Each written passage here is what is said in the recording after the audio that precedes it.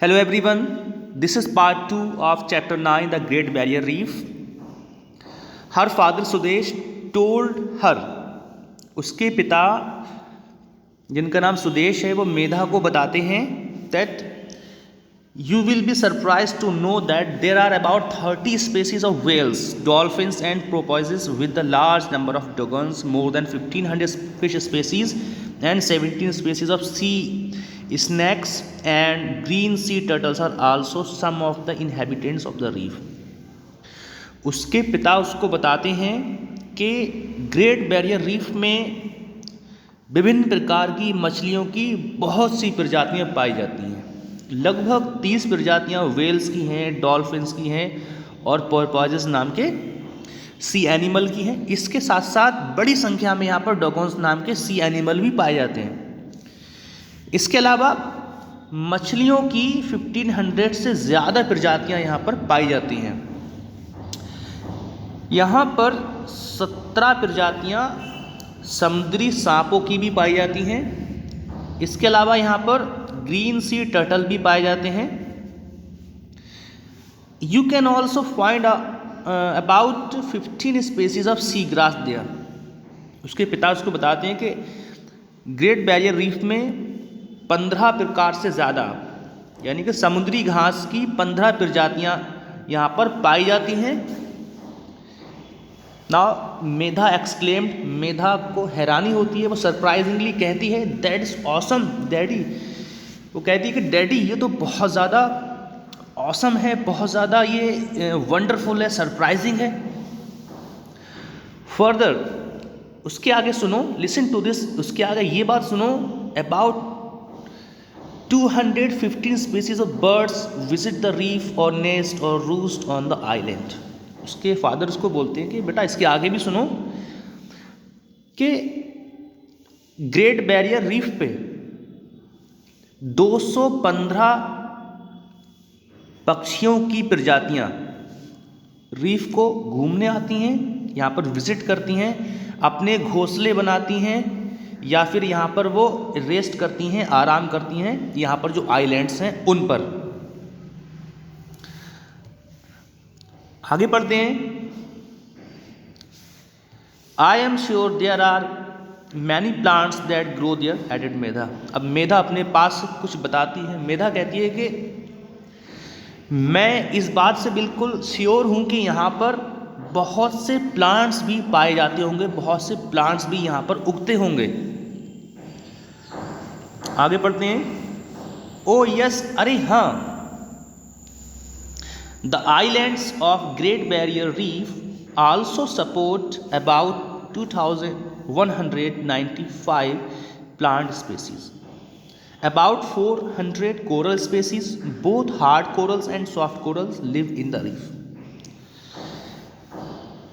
अरे हाँ, यहाँ पर जो आइलैंड है उन आइलैंड पर लगभग 2195 पौधों की प्रजातियां हैं, यानी कि 2195 प्लांट स्पेसीज भी यहाँ पर ग्रो होती हैं और लगभग यहाँ पर 400 मूंगा प्रजातियां हैं। ये मूंगा जो प्रजातियां हैं ये हार्ड मूंगा भी हैं, यानी कि कठोर, और सॉफ्ट कोरल भी यहाँ पर जन्म लेते हैं या रहते हैं। We will see all this in we will all see this on our tour. हम ये सभी चीज़ें अपने टूर में देखेंगे। Sounds very exciting daddy. Medha कहती है ये तो सब सुन के बहुत ज़्यादा अच्छा लग रहा है, कितना मज़ा आ रहा है सुन के ऐसी बातें। आगे बढ़ते हैं। यस डियर, हाँ प्यारी बेटी, many tourist from all over the world visit the reef। उसको बताते हैं कि दुनिया भर से टूरिस्ट यहाँ घूमने आते हैं, इन रीफ्स को घूमने आते हैं, यहाँ की आइलैंड्स को देखते हैं, यहाँ की मूंगा चट्टानों को देखते हैं, यहाँ के जो प्लांट्स हैं उनको देखते हैं, और जो जितने भी यहाँ पर प्राकृतिक सुंदर जो दृश्य हैं उनका वो आनंद उठाते हैं। बट सैडली, लेकिन दुख की बात यह है, the reef is being damaged, कि जो रीफ हैं वो डैमेज हो रही हैं, वो ख़तरे में पड़ चुकी हैं, उनको नुकसान पहुंचाया जा रहा है। There are many reasons for it, और इसकी कई वजह हैं, but it is mainly due to climatic change. लेकिन इसकी जो मुख्य वजह है वो है जलवायु में चेंज आना, वेदर कंडीशंस में चेंज आ जाना, क्लाइमेट में चेंज आना ही सबसे मुख्य वजह है। Which is causing the oceans to warm up, जिसकी वजह से जो महासागर है वो गर्म हो रहे हैं, और महासागरों के गर्म होने की वजह से जो रीफ हैं वो डैमेज हो रही हैं। The coral reef is under threat, जो कोरल रीफ है, जो मूंगा चट्टानें हैं, वो खतरे में पड़ चुकी हैं। It results in coral bleaching, और इसकी वजह से जो कोरल होता है, जो मूंगा होता है, उसका जो कलर होता है वो कलर भी उड़ रहा है, कलर उसका साफ हो रहा है। Another cause of worry is the pollution of ocean water by rivers during tropical floods. एक और वजह है जिसकी वजह से रीफ्स डैमेज हो रही हैं, वो वजह ये है कि ओशियन में, महासागर में जो पॉल्यूशन हो रहा है, रिवर में जब बाढ़ आती है, जब नदियों में बाढ़ आती है, तो बाढ़ महासागर को प्रदूषित कर देती है। बाढ़ में बहुत सी ऐसी चीज़ें भी बहकर आती हैं जो ओशियन को पॉल्यूट कर देती है।